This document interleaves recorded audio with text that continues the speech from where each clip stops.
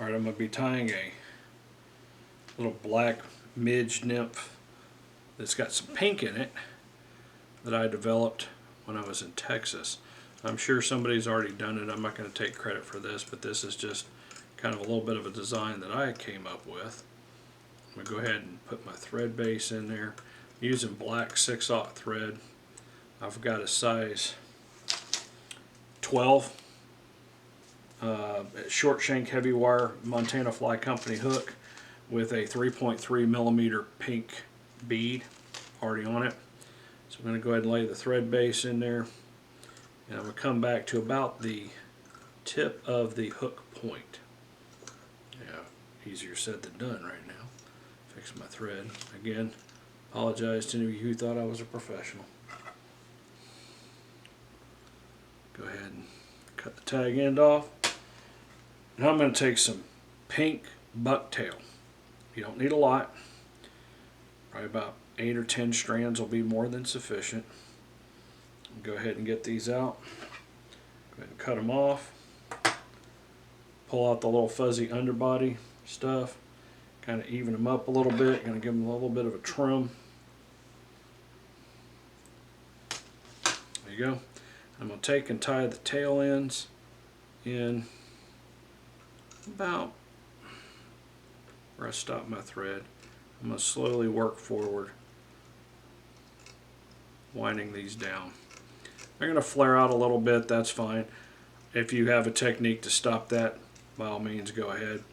I haven't found one, so then I'm going to come in here and trim off these little crazy tag ends.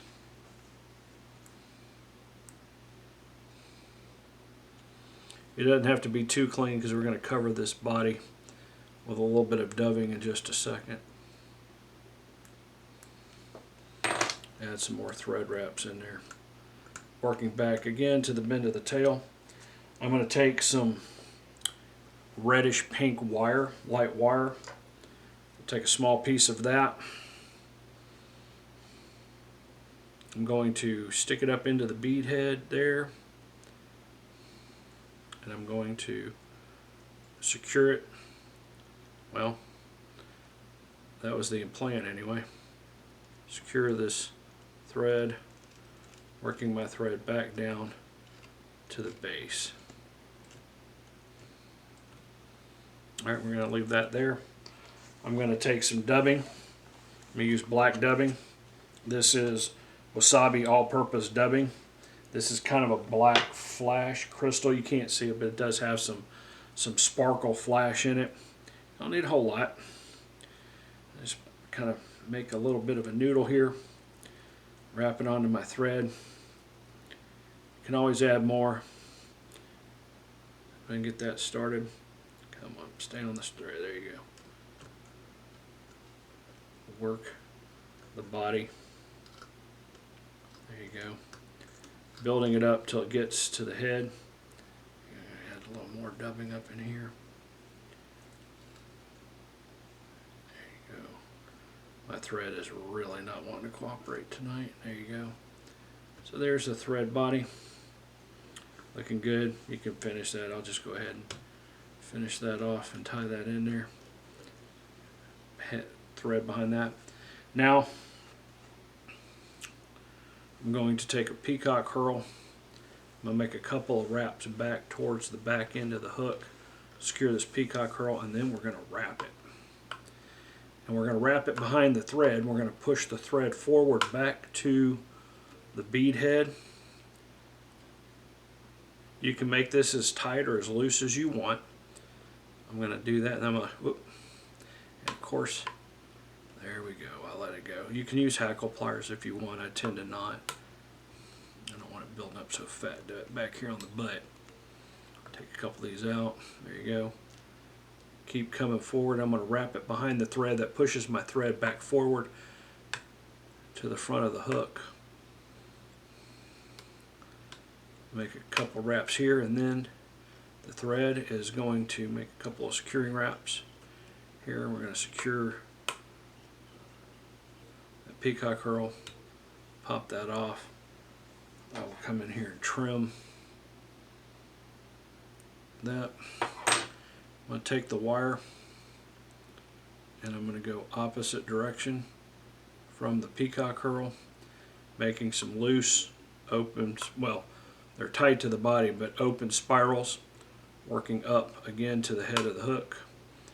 Come in here, make a couple wraps behind the head, secure it. There we go. And secure that in there. Come in here, I'm going to cut this off. Now, if you have small hackles, you can take the small hackle, and I have one here. Let me go and get it.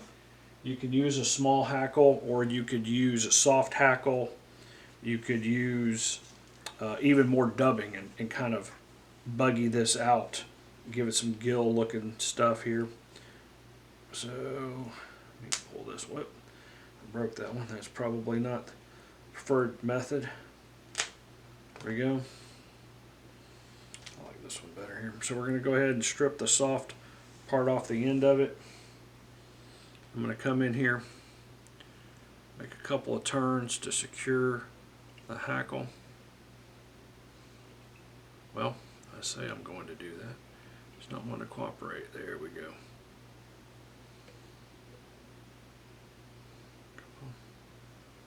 There we go.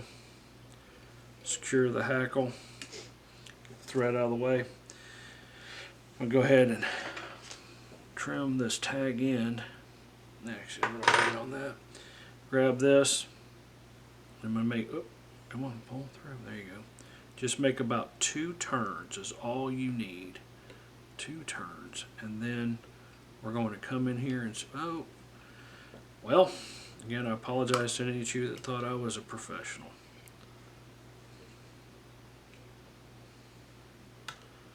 Some people say, why don't I make this face backwards, the hackle face backwards, face forwards. For me, it doesn't seem to make much of a difference when I fish this. It just doesn't seem to matter, because I'm usually fishing this either with an active retrieve or in fast water. So these things do kind of flare. Somebody's like, well, what size hackle do you use? Probably a little bit larger than the bend of the hook. Personal preference is going to make this. So I'm going to come in here. Again, I apologize. I do have a whip finish tool. I'll dig it out one of these days. Just a little lazy to get it out tonight. Make a couple of half hitch. I know you people are looking at me going, he doesn't ever use a whip finish. I do. I have one. Trust me. I just don't get, I'm not getting it out right now. There you go, a couple quick whip finishes. UV head cement. Again, since this is a small fly, I put a little bit on my bodkin here. A little bit of that. I'm just going to go right here on those thread wraps behind the eye. That's all I'm going to do.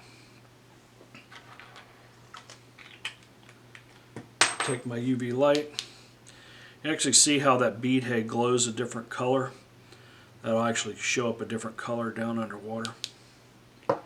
Come in here, cut my thread.